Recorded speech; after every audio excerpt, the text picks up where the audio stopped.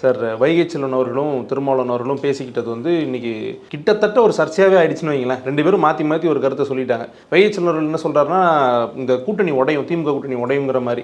திருமாவளவன் அவர்கள் சொல்லும் பொழுது அதெல்லாம் இல்லை, நாங்கள் வந்து அரசியலே பேசலை அப்படிங்கிற மாதிரி சொல்லியிருக்காங்க. எது உண்மை, என்ன நடக்குது? இல்லை, வைகை செல்வனை பொறுத்த வரைக்கும் ஒரு அடிப்படையில் ஒரு இலக்கியவாதி, ஒரு பாடலாசிரியர், இலக்கியவாதி. அவர் எல்லாரோடையும் மிக நெருக்கமாக இருக்கக்கூடியவர், கட்சிகள் தாண்டி எல்லாரோடையும் நெருக்கமாக பழகக்கூடியவர். அவர் பழைய ஆட்களுக்கு தெரியும், அவர் எல்லாத்தையும் அப்படி தான் பேசுவார், பழகுவார். அதே மாதிரி இவர் அங்கே ஒரு இடத்துல இருந்திருக்கிறார், தற்செயலாக சந்திச்சிருக்கிறாங்க.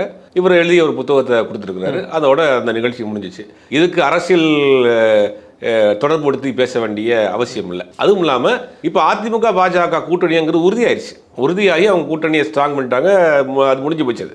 அதற்கு பிறகு இது பிசிகாவை நீங்கள் வந்து டார்கெட் பண்ணி கூட்டு வர்றதுக்கு இப்படி இப்போ ஒருவேளை பாஜக கூட்டணியிலேருந்து அதிமுக வெளியில் வந்து அவர்கள் ஒரு தலைமையில் ஒரு கூட்டணி அமைப்பார்களா அப்படின்னா அதுக்கான வாய்ப்பே இல்லாத மாதிரி தான் இருக்குது இப்போ வரைக்கும். ஏன்னா அங்கே பெரிய சிக்கலில் அவங்க மாட்டியிருக்கிறாங்க. ஏன்னா 10 மாதத்துக்கு முன்னாடி தேர்தல் வர்றதுக்கு முன்னாடி இவங்க கூட்டணி உறுதி செய்ய வேண்டிய அவசியம் இல்லை.